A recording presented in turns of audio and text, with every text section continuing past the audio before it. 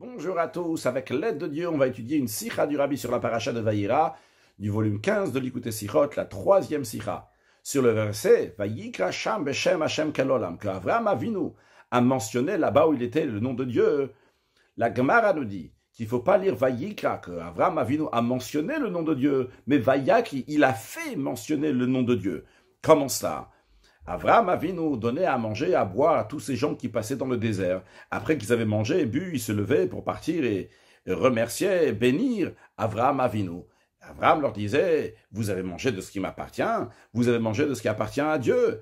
Alors, ces gens-là, ils remerciaient, donnaient louange et bénissaient les Mishéamar ve'aya olam à l'Éternel, à Dieu. Donc par cela, Avraham Avinu a fait mentionner le nom de Dieu chez tous ses passants.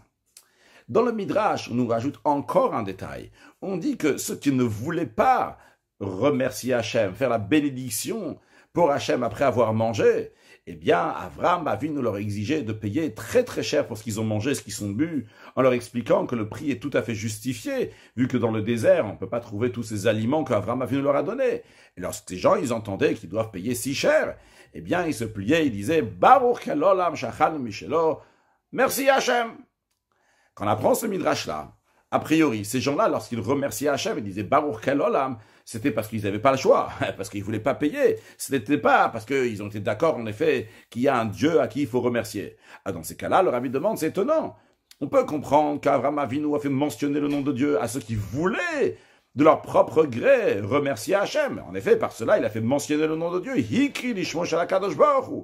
Mais en ce qui concerne ce qu'Avraham Avinu a forcé à remercier, à bénir Hachem, quelle est l'utilité que ces gens-là vont dire juste verbalement une fois, quand ils sont chez Avraham Avinu, ils vont dire Baruch Kel Olam, remercier Hachem. Ils n'y croient pas a priori. Et comment on peut dire que par le fait qu'Avraham Avinu, il a fait mentionner à tout le monde le nom de Dieu, même ces gens-là qu'il a forcé, par cela, il a diffusé le nom de Dieu, alors que ces gens-là n'avaient pas la conscience, la connaissance d'Hachem. A priori, ils ont fait quelque chose uniquement verbalement, forcé pour ne pas payer. Ça, c'est la question que le Rabbi demande. Le Rabbi rajoute, il dit qu'on aurait pu comprendre s'il s'agissait du peuple juif, des Bnei d'Israël, parce que c'est connu ce que le Rambam dit. Le Rambam, il parle là-bas dans les lois de Gerushin, dans les lois de divorce. Des fois, il peut arriver une situation dans laquelle quelqu'un doit absolument divorcer sa femme, et la Torah va l'obliger à divorcer sa femme. On va prendre un exemple. Imaginons que Rouven, il est marié avec Rachel, et que Rachel a fait l'adultère de sa propre volonté, de son propre gré. Eh bien, Rouven était obligé de divorcer sa femme Rachel. Maintenant, imaginons qu'il ne veut absolument pas la divorcer. Eh bien, il faut divorcer uniquement avec la volonté du mari. Alors, qu'est-ce qu'on fait? Alors, le Rambam nous dit qu'on frappe cette personne-là. Le tribunal va lui donner des coups, jusqu'à qu'il va dire Rotseani, jusqu'à qu'il dit je veux. Et une fois qu'il va dire je veux, à ce moment-là, on va dire qu'on va écrire l'acte de divorce pour cette femme. A priori, on pourrait demander, mais un instant, et la raison pour laquelle il a dit je veux, c'est parce qu'il a reçu les coups. Le Rambam dit non. Chaque juif, et ce juif-là aussi inclus, il veut être comme tous les juifs. Il veut faire partie du peuple juif. Et il veut faire toutes les mitzvot, tous les commandements de Dieu. Il veut s'éloigner des transgressions. Et c'est uniquement son Yetzer Hara, son mauvais penchant, qui l'a incité. Et au moment où il a été frappé jusqu'à que son Yetzer Hara s'est affaibli et il a dit « je veux », eh bien, ça y est, il est considéré qu'il a divorcé de son propre gré. Le Rabbi traduit ça, c'est-à-dire que dans l'intérieur de chaque juif, il veut faire tous les commandements de Dieu. Et lorsqu'il refuse de les faire, c'est uniquement quelque chose qui est superficiel. Donc, lorsqu'on le force, ça annule ce contre, cette partie qui est extérieure à lui, qui n'est pas sa vraie vérité, la partie extérieure qui vient du Yetzer Hara. Et quand il dit « Rotseani, je veux », c'est parce qu'il a dévoilé la vraie volonté qu'il y avait dans le juif. Alors le Rabbi dit, on aurait pu comprendre si Avraham Avinu il avait affaire avec des juifs. Mais c'est pas le cas. Ici, on parle de Kol Over Veshav, de tous les passants qui étaient là-bas, que ce n'étaient pas des juifs. Alors qu'Avraham Avinu, il est force à dire Baruch Kel Olam, remerciez Hachem, parce que vous avez mangé, alors qu'il dit ça seulement verbalement, il ne le pense pas a priori, c'est juste pour pas payer. Alors en quoi Avraham Avinu, il a diffusé le nom de Dieu chez ces gens-là? Seif Bet, le Rabbi nous dit, dans le commentaire du Midrash, dans les Yefet Toar, il dit que c'est possible que ces gens-là, qui ne voulaient pas de base remercier Hachem et que finalement ils le faisaient, c'est possible qu'ils mentaient à Avraham Avinu. Et ils parlaient à Avraham Avinu par la contrainte, parce qu'en effet, ils ne voulaient pas payer. Mais le Yefet Toar dit, de toute façon, Avraham Avinu, il a fait ça uniquement pour s'acquitter du côté d'Hachem. Il a dit, Hachem, c'est bon, regarde, moi je fais mon travail. Et Yefet Toar, il dit, si ces gens-là lui ont menti, eh bien, la faute, elle est sur eux et pas sur Avraham Avinu. Le rabbi demande sur l'explication de Yefetor, si vraiment Rimou, ils l'ont menti, ou Mechazvin, ils disent un mensonge, quelle est l'utilité de ça? À quoi ça sert? Quel est le but qu'Abraham Avinu va le faire? Deuxième question, c'est difficile de dire qu'Abraham Avinu, il a fait ça uniquement juste pour s'acquitter, et concrètement, bon, ils l'ont menti. C'est dur de dire ça, qu'Abraham Avinu a fait d'une telle manière. Pourquoi? Parce qu'ailleurs dans le Midrash, on retrouve que par le mérite de ce comportement qu'Avraham Avinu faisait dire à tous les passants, Baruch Kelolam Shachad Mishelo, remercie Hachem, eh bien Dieu a dit à Avraham Avinu, je te considère comme si tu es un associé à moi dans la création du monde. De même, Dieu a dit à Avraham Avinu, mon nom n'était pas connu dans la créature et grâce à toi, tu l'as fait connaître chez les créatures.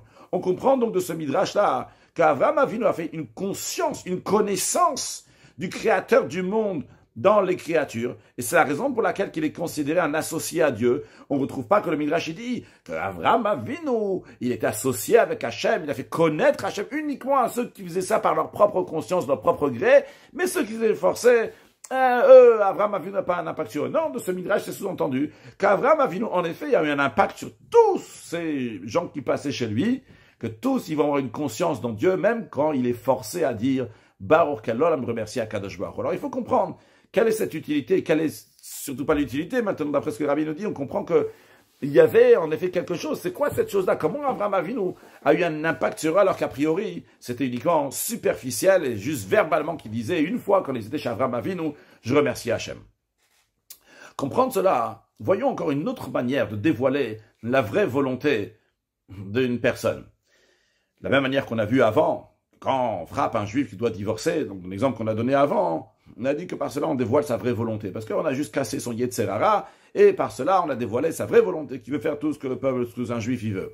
Alors voyons donc encore un autre exemple, que par frapper entre guillemets, par en affaiblissant le mauvais penchant, que par cela la volonté intérieure se dévoile, pas seulement, comme on a vu avant, ce qu'on a vu avant c'est juste qu'il dit verbalement Rotséani, il a dévoilé ce qu'il y avait dans son intérieur. Mais ici, Rabbi veut dire un exemple, on voit que superficiellement, il a l'impression, donc il est, mais pas seulement superficiellement, il dit comme ça, je veux, mais que vraiment la volonté intérieure a eu un impact sur la volonté aussi extérieure. Comment ça? Comment on retrouve ça? J'explique un peu plus. Donc on a vu un exemple, quand on frappe quelqu'un, on lui dit, donc tu dois absolument divorcer, il dit Rotséani, je veux, il a dévoilé sa volonté intérieure. Mais ça s'est pas vraiment dévoilé extérieurement, il a dit verbalement Rotséani, mais on n'a pas vu dans sa volonté extérieure qu'il voulait, mais sa volonté intérieure s'est exprimée. Le Rabbi dit, on va voir une autre manière, dans d'autres catégories, on va voir dans un exemple dans quelques instants, que lorsqu'on frappe le juif, par cela se dévoile sa volonté intérieure, mais pas juste qu'il va dire je veux, mais que sa volonté extérieure va vraiment être la volonté de Dieu. Comment ça? On retrouve chez les Meraglim, chez les explorateurs, au début, quand ils sont revenus, après avoir exploré la terre pendant 40 jours, ils sont revenus et ils ont dit que le peuple qui est là-bas en terre de Canaan, ils sont plus forts que nous, et comme de ça, ils expliquent que quand on dit mimenu, c'est pas seulement de nous, le peuple juif, mais c'est mimenu de lui, de Dieu. C'est-à-dire qu'ils ont dit qu'on ne peut pas rentrer là-bas. Et en effet, il y a tout le peuple qui a pleuré, et ils ont dit on veut repartir en Égypte. Mais suite à ça, on trouve que quand Hachem il s'est mis en colère, il a dit ils vont rester pendant 40 ans dans le désert. Suite à ça, donc Moshe Rabbeinu a transmis ces paroles de Dieu au peuple juif. Vaïdaber Moshe, l'expression de Vaïdaber, qui est un dibou, qui sont des paroles donc qui sont difficiles. Donc il les a frappés avec des paroles qui sont difficiles, en leur disant qu'ils vont rester 40 ans dans le désert et qu'eux ils vont pas rentrer en terre d'Israël. C'est leurs enfants qui vont rentrer en terre d'Israël. Et à ce moment-là, on retrouve que Vaïtablu Ha'am Me'od, que le peuple a été très attristé, ils étaient en deuil d'entendre ça. Et tout d'un coup, ils ont dit, non, c'est trompé, Hinenu Vanlinu, nous voici, on va monter, on va y aller, on est arrêté ça. Bien sûr qu'Hachem il peut. Qu'est-ce qu'on voit ici? On voit que lorsque le peuple juif a été frappé, donc verbalement par Moshe Rabbeinu, par des paroles qui sont difficiles, eh bien, la vraie volonté du juif, qu'évidemment le juif, il croit en Dieu, il croit que Dieu peut l'amener en terre d'Israël. Cette volonté intérieure s'est exprimée aussi extérieurement, qu'ils ont dit, bien sûr, on a fait une erreur. Dieu, il peut tout à fait nous amener en terre d'Israël, et on va y aller en terre d'Israël. Donc on voit ici, c'est une autre forme ici de frappe. Les conséquences de la frappe est différente. C'est vrai que c'est pas une frappe comme on l'a vu avant, c'est frapper, c'est des coups matériels. Mais le point que le rabbi veut faire ici, c'est pas la différence de frappe, de frappage. La différence, c'est les conséquences. Quand on a frappé celui qui va dire je veux divorcer ma femme, ok, et verbalement il a dit sa volonté intérieure, mais extérieurement on n'a pas vu que c'était sa volonté. Par contre là, quand on a frappé le peuple juif, on leur a dit Mais c'est une catastrophe. Comment vous pouvez penser que Hachem ne peut pas vous amener en Eretz Israël? Les Juifs, ils ont dit, bien sûr que Hachem peut nous amener en Eretz Israël. Et leur volonté intérieure des Juifs, qui sont tout à fait conscients qu'Hachem peut tout faire, s'est exprimée aussi de manière dévoilée, pas juste verbalement, ils ont dit, ok, Hachem peut nous amener en Terre d'Israël. Ils ont dit, c'est bon, on va y aller. Ils ont vraiment cru en ça, même extérieurement. Dans le même esprit, le Rabbi nous dit, on va pouvoir comprendre ce que la Mishnah, elle dit dans les pires qui dans le Maxime de nos pères, que chaque jour, il y a une voix céleste qui sort du mont Sinaï, Har Chorev, donc Chorev c'est le mont Sinaï, et qui proclame et qui dit, malheur aux créatures du mépris de la Torah, car tout celui qui n'est pas Osek Batorah, on va traduire tout celui qui n'étudie pas la Torah, bien que c'est pas très précis, il n'est pas Osek Batorah, il appelait Nazouf, il appelait quelqu'un qui est blâmé. On est Nézifa. Le Rabbi demande a priori, c'est étonnant. Quelle est l'intention? Quel est le but de cette voix céleste? Qu'est-ce qu'on veut? On veut que les Juifs vont s'éveiller pour étudier la Torah. A priori, dans ces cas-là, le contenu, le message qu'il y a dans cette voix céleste devrait être essentiellement de dire que étudier la Torah, c'est très important. Il y a plein de qualités d'étudier la Torah. Pourquoi on souligne uniquement le manque? On dit, ah, t'étudies pas la Torah, aïe, aïe, aïe, aïe. C'est pas bien du tout. On dit, malheur à celui qui méprise la Torah. Et surtout que cette voix céleste-là, elle est aussi pour les catégories du peuple juif qui est appelé briote, qui est appelé donc des créatures. Il aime la briote. C'est quoi briote? Une créature, comme l'Admon Razakan l'explique. C'est ceux qui sont tellement loin de l'étude de la Torah et du service de Dieu. La Torah t'achève de son service. C'est la raison pour laquelle ils sont appelés tout simplement des briotes, des créatures. C'est-à-dire que leur seule qualité, c'est quoi? C'est qu'ils ont été créés par Hachem. Ils sont des briotes. Et c'est à eux, donc on est en train de leur dire, vous aussi, vous devez étudier la Torah, la Torah, a priori. Comment c'est possible que pour influencer ces Juifs-là, ça va être suffisant juste de proclamer, de dire « Malheur aux créatures du mépris de la Torah » sans leur expliquer l'importance de l'étude de la Torah.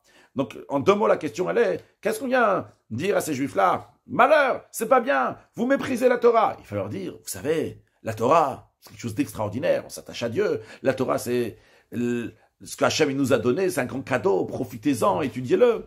Pourquoi on dit comme ça? Malheur à ceux qui n'étudient pas la Torah, c'est un mépris pour la Torah. À l'explication la suivante. À chaque Juif, il y a à l'intérieur de lui une âme divine. L'âme divine, que sa volonté, c'est d'accomplir les mitzvot d'Hachem. Encore plus que cela. Dans chaque Juif, il y a des trésors très très chers. La foi en Dieu, la emunat Hachem, la avat Hachem, l'amour de Dieu, qui est la source d'ailleurs de tous les 248 commandements positifs. Quand quelqu'un il a l'amour de Dieu, il aime Dieu, donc il va faire ce que Dieu lui dit de faire. Alors le Juif, il n'a pas besoin d'explication pour comprendre la grandeur de la Torah. Tout ce qu'il faut faire, c'est éveiller son intérieur va se dévoiler, à ce moment-là, automatiquement, il va étudier la Torah. Et c'est la raison pour laquelle, si cette personne, en effet, elle n'était pas briote, elle n'était pas juste une créature de Dieu, il avait plus de qualités, on aurait pu dévoiler ces grands trésors qu'il y a dans lui, en parlant positivement, en guilouilleur, en dévoilant la lumière, c'est-à-dire en soulignant l'importance de la Torah, quelque chose qui est similaire à ça. Mais justement, vu que cette personne elle est dans briote, c'est-à-dire qu'il est seulement une créature, c'est-à-dire qu'il est très grossier. C'est-à-dire quand on dit il est grossier ici, on parle de quelqu'un qui est grossier dans les kochot hagilouim, dans les forces dévoilées, c'est dans son extérieur. C'est la raison pour laquelle que la lumière de sa neshama n'éclaire pas chez lui. Alors qu'est-ce qu'il faut faire?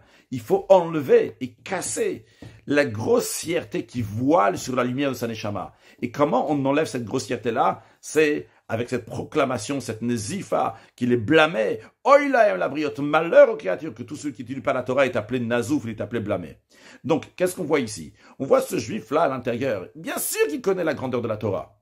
Et c'est vrai que normalement, quand on parle à quelqu'un, on veut lui dire d'étudier la Torah, il y a besoin de le souligner la grandeur de la Torah. Mais ça, c'est uniquement si tu peux lui parler d'une telle manière et ça va éveiller son âme divine. Mais il y a des fois que l'âme divine est tellement recouverte avec une grossièreté qu'il faut enlever cette grossièreté. Comment enlever cette grossièreté?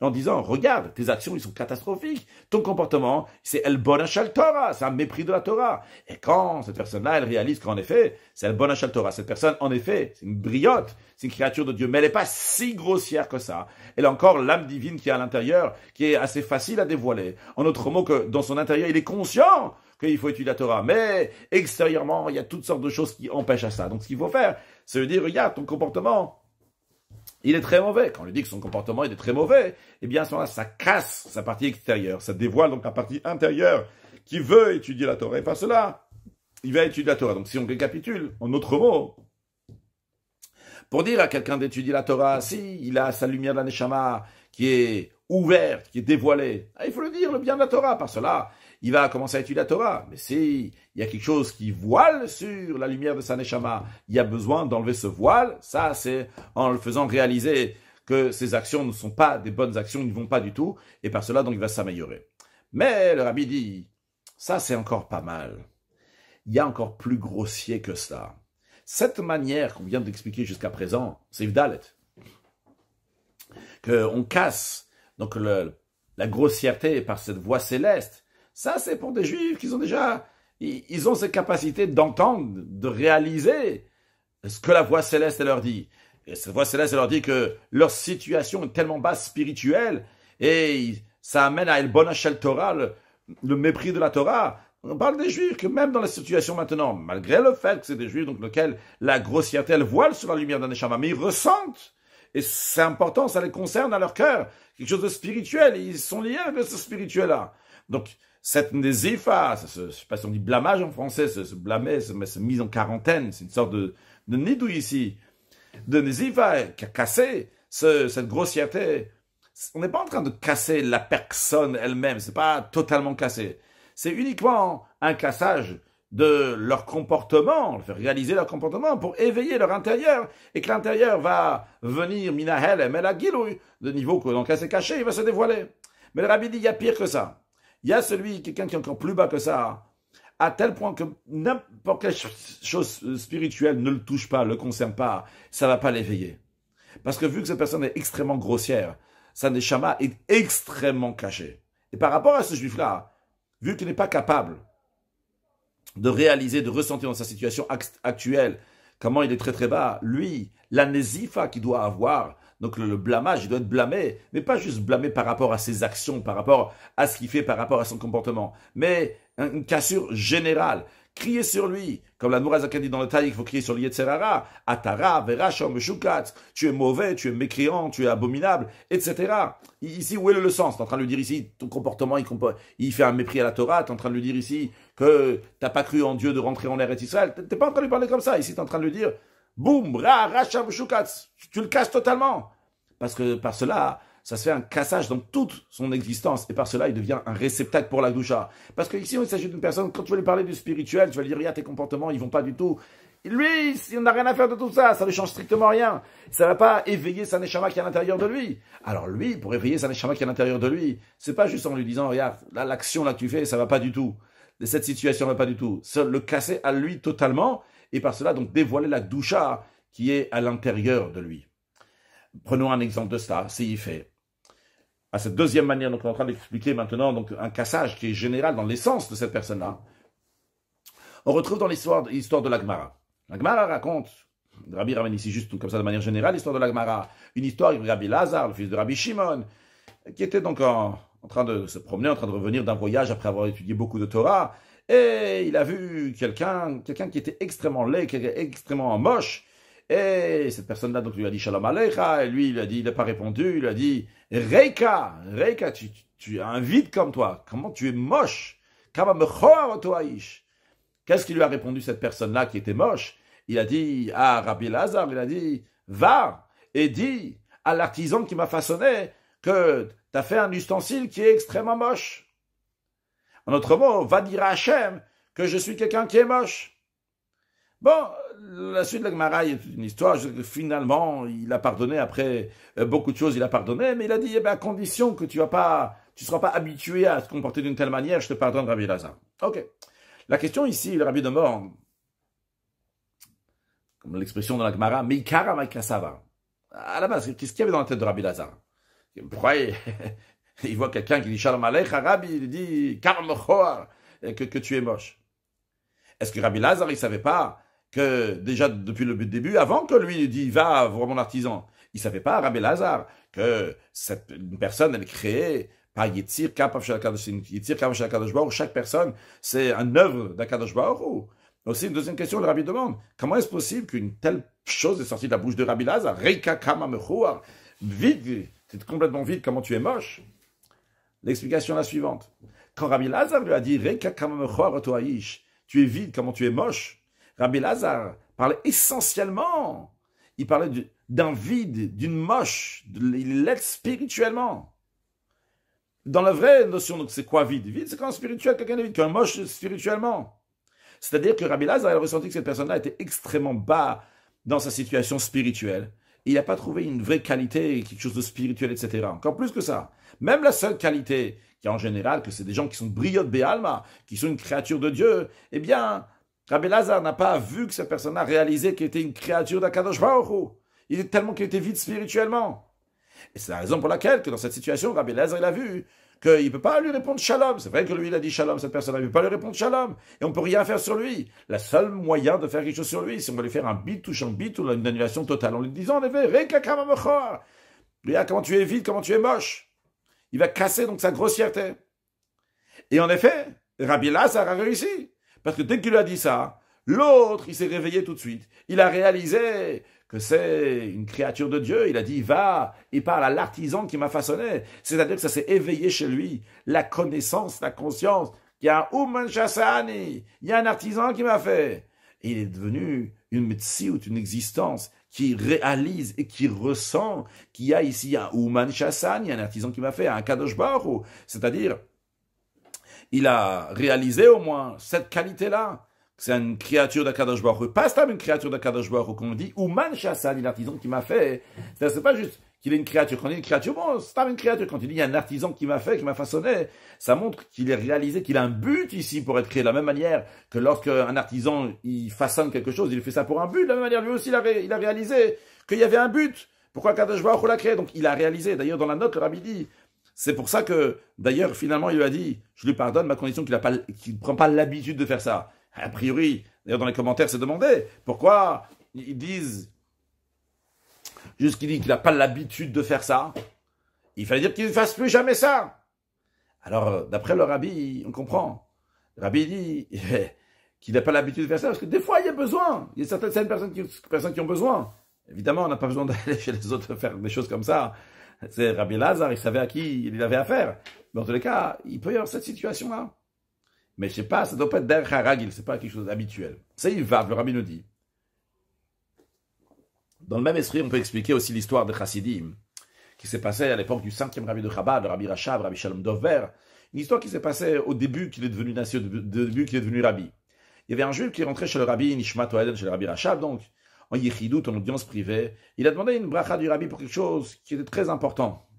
Il y avait besoin d'une toruch, rachamim rabim, un éveil de grande miséricorde pour ça. Le Rabbi Rachab lui a répondu qu'il ne peut pas l'aider, il ne peut rien faire pour lui, il n'a pas de quoi faire pour lui.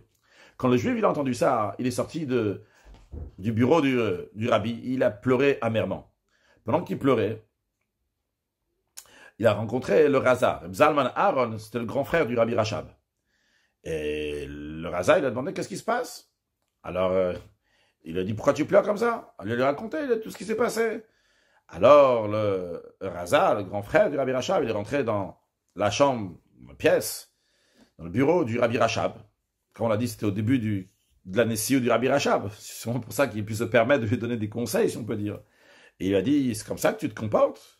Et comme ça qu'il faut se comporter. Un homme vient et te demande ta bracha. Et toi, tu dis que tu ne peux pas l'aider, à tel point que l'autre, il pleure avec des grandes larmes chaudes tellement qu'il souffre.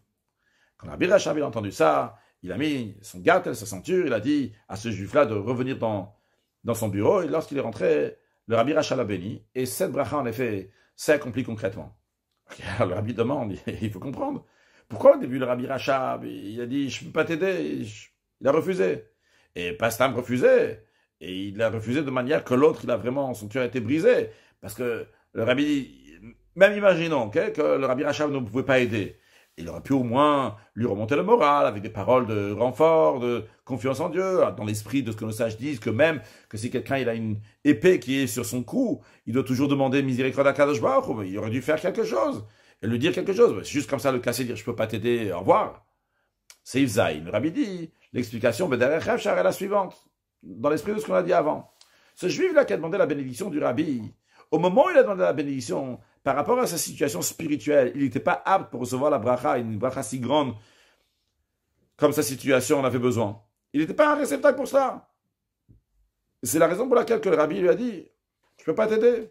Mais lorsque ce juif-là, il a entendu du Rabbi de telles paroles, ça a fait chez lui un cœur tellement brisé, tellement amer sur sa situation. Sa situation donc qui est amère, à tel point qu'il a versé son cœur devant Hachem. Par cela, il est devenu une nouvelle métier, une nouvelle existence. Et automatiquement, il est devenu un réceptacle pour la bracha d'Akadosh Baruch Hu. Ok, donc ça c'est, le Rabbi nous a donné 2 exemples pour nous dire que des fois qu'il y a besoin d'un bitouche, une annulation totale pour dévoiler le bien qu'il y a dans le juif.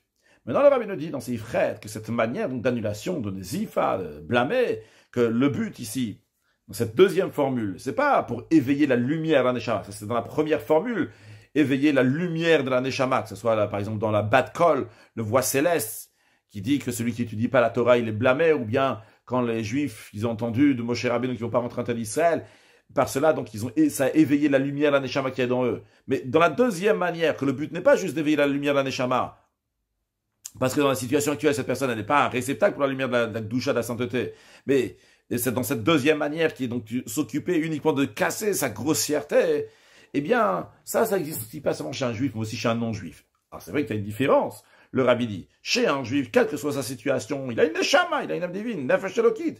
Donc même au moment où il faute, il veut faire partie du peuple juif, le Ram nous dit, et il veut faire tous les mitzvot. C'est la raison pour laquelle, quand on casse le juif, c'est uniquement sa partie extérieure, parce que dans son intérieur, il est bien même avant d'être cassé. Donc le but de casser sa grossièreté, c'est de dévoiler l'intérieur qui se trouve déjà dans lui. C'est-à-dire dans les 2 formules qu'on a dit avant, que ce soit donc casser sa grossièreté en lui montrant que ses actions, ils sont pas bien, donc sa situation n'est pas bien, ou bien le casser de manière générale, finalement à chaque fois, ça va dévoiler l'intérieur qu'il y a dans le juif. La question elle est à quel niveau il est, et donc en fonction de ça, donc combien doit être la cassure. Mais le Rabbi, en ce qui concerne un non-juif, lui il n'a pas de nefesh elokut, d'âme divine. Alors lui quand on va le casser, c'est pas que maintenant, ça y est, une fois qu'on a cassé l'intérieur, ça y est, ça va dévoiler l'intérieur, il veut faire la volonté de Dieu. Non, ça va pas faire ça. Mais quand même, ça fait quelque chose. Qu'est-ce que ça fait? Ça fait que dorénavant, il a la possibilité de s'élever et d'arriver à un niveau spirituel dans lequel il est lié. Donc il peut arriver à un niveau spirituel, donc qui est mieux dorénavant. Il a la possibilité. Alors, d'après ça, si peut-être le Rabbi nous dit, on va comprendre le comportement d'Avraham Avinu, qui a fait une si grande pression pour les gens qui passaient chez lui, qui mangeaient chez lui, jusqu'à qu'ils vont dire Baruch Kelol Shachal Mishelo. Pourquoi? Parce que même un Ben Noach, un non-juif, et particulièrement après le déluge, dans lequel il y a déjà eu un raffinement encore plus grand dans le monde, il a la possibilité de reconnaître qu'il Yesh Balabait le Birazo, qu'il y a un patron à ce monde-là. Et c'est d'ailleurs la raison pour laquelle Avraham Avinu, il diffusait la divinité dans la bouche de tous les passants, par cela qu'il expliquait, les gens comprenaient des sujets divins à travers plein d'explications, comme le Ram Amidika. Ram Avinu, c'était quelqu'un, un grand conférencier, il rassemblait plein de gens, et il leur faisait comprendre plein de sujets intellectuels pour prouver qu'il y a un Dieu unique. Alors Avraham Avinu leur expliquait. Avraham Avinu, pas Stam, comme ça, il leur disait, dites, Baruch Hashem, il leur expliquait. Mais lorsqu'ils voyaient que chez certains, toutes les explications, ils ne rentraient pas, ils captaient pas les explications d'Avraham, ça n'avait pas d'influence sur eux. Pourquoi? Parce que leur grossièreté était si grande, encore plus qu'un Ben Noach ordinaire, qu'un non-juif ordinaire. D'ailleurs, comme on trouve la différence entre Ham, Shem et Yafet, que Ham, il est plus grossier que Shem et Yafet. Donc dans le Ben Noach même, il y en a certains qui sont extrêmement grossiers. Il a vu qu'ils ne saisissent pas ce qui se passe ici, alors bien qu'on leur donné plein d'explications. Alors pour casser ce rajout de grossièreté qu'il y avait chez eux, eh bien, Avraham Avinu les amener dans une situation de stress, de pression, comme le Midrash il dit, akta, il dit Enshaft, et il a mis dans l'étroitesse, dans la difficulté, comme Rabbi d'ailleurs dit dans la note, l'explication du Midrash, quand il voyait les paroles d'Avraham, d'Ave Akele, Ake qui vient aussi dans le langage de akta. Le Rabbi explique, c'est-à-dire qu'Avraham Avinu, donc il dévoilait leur grossièreté. Et par cela, ça faisait que quand il les mettait dans cette situation-là, ça cassait cette grossièreté. Avraham Avinu, il montrait la grossièreté qu'il y a dans eux, et par cela, ça enlevait leur grossièreté, et il disait, on va remercier Hachem. Mais qu'est-ce que ça veut dire? Qu'est-ce qui se passait maintenant? C'est que toutes les explications qu'Avraham Avinu avait données avant, ça y est, maintenant, ils vont les comprendre au moins à un certain niveau. Donc Avraham Avinu donnait des explications. Quand la personne ne voulait pas comprendre, alors il a besoin d'une cassure. Et quand il va y avoir une cassure, à ce moment-là, il va commencer à comprendre des choses. Ils vont dire, Baruch Kelol Shachal Mishelo. Donc, basé sur ça, le Rabbi répond à la question. Bien sûr qu'Avraham Avinu, il a influencé les gens qu'il a forcé à dire, Baruch Kelol Shachal Mishelo, qu'ils ont remercié Hachem. A priori, à quoi ça sert? Ils ont dit ça verbalement. Non! D'après ce qu'on a dit, ils n'ont pas dit ça verbalement. Ces gens-là, ils avaient entendu plein de choses d'Avraham Avinu. Seulement quoi? Ils ne voulaient pas que ça rentre dans la tête. Alors, quand ils recevaient un coup comme ça, le coup, il était en l'occurrence par de l'argent, ils ne voulaient pas payer, on touchait leur poche. Et bien par cela, ils se rappelaient, ah, ok, on va dire, parce qu'on a reçu un coup, on va recevoir un coup de payer tant d'argent. Eh bien, Baor Kalolam, en effet, ce qu'Avram Avinu, il a dit, il a raison, on va enlever notre grossièreté. L'enseignement de Stabbe Pash, tout le rabbi nous dit, Maase Avot Siman Abanim. Les actions qui sont arrivées à nos ancêtres, c'est un signe pour les enfants. C'est-à-dire que nous aussi, on doit se comporter comme Avram Avinu et de diffuser la divinité dans le monde. Et de la même manière qu'Avram Avinu l'a fait. Parce que c'est pas seulement le comportement de Avram Avinu qui est important, même la manière qu'Avram Avinu a fait les choses, que les patriarches ont fait les choses. Ça aussi, c'est un siman abanim, c'est un signe pour les enfants, pour la descendance. Ah, comment il faut faire? Un homme ne doit pas se contenter rapprochant des juifs qui se trouvent uniquement chez lui à la maison. Mais il faut aller dans la rue et d'influencer sur des juifs qui sont ovrim veshavim, qui sont des passants. Et en soulignant kol ovrim veshavim, tous les passants les influencer. Et les efforts doivent être toutes sortes de manières, même si pour cela, il y a besoin de donner à ces passants de quoi manger, de quoi boire, encore plus que ça, même que la seule manière de les influencer, c'est par du lachat, par de la pression, évidemment de la pression, c'est des chemins agréables, mais même par ça, même utiliser aussi cette pression. Si quelqu'un va pour venir argumenter, dire à quoi ça sert, c'est quoi l'utilité? Cette personne-là qui est influencée de dire une bracha, de lire la lecture du schéma, de faire la prière, il fait ça sans qu'une volonté, sans cœur. Et de même son copain qui met les tefilines cette fois-ci, il a fait ça juste pour pas avoir la pression. Vous savez comment ça marche, comme ça il y a des chabad dans la rue, mais les tefilines, là. Bon, allez, il va mettre les tefilines, comme ça, c'est ça que le rabbi parle ici, comme ça.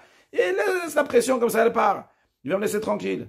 Mais la question de ces gens-là, ils argumentent, ils disent, mais qu'est-ce qui va se passer demain avec ce juif-là? Donc tu sais pas. Et toutes sortes d'arguments comme ça. Le rabbi, il faut répondre à ces juifs-là, ces gens-là, dans les histoires de la Torah. Torah, c'est la chaîne Horah, c'est un enseignement. L'histoire qu'on vient de voir, et à plus forte raison, on doit dire. Si, déjà à l'époque d'Avraham Avinu, lorsqu'on parlait des Bnei Noach, c'était pas des juifs, c'était avant le don de la Torah. Et ce comportement-là d'Avraham Avinu, il a eu un impact jusqu'à Karta Oti Bibriot, que le Midrash, il dit qu'Avraham Avinu, grâce à toi, tu as fait que toutes les créatures vont me connaître. À plus forte raison après le don de la Torah, et lorsqu'il s'agit du peuple juif, que chaque juif, il veut faire partie du peuple juif, comme le Rambam le dit, il veut faire tous les mitzvot de Dieu, etc. C'est sûr que l'action de cette mitzvah, c'est la volonté du juif. Encore plus que ça, c'est possible que la pression qu'on a fait sur cette personne, à cette fille-là, ça va faire que ça va devenir sa volonté de manière dévoilée, comme on l'a vu avant, que la volonté cachée devient la volonté dévoilée, jusqu'à que mitzvah gorer et mitzvah, que mitzvah va entraîner une autre mitzvah, il va arriver à faire toutes les mitzvot, et de manière parfaite.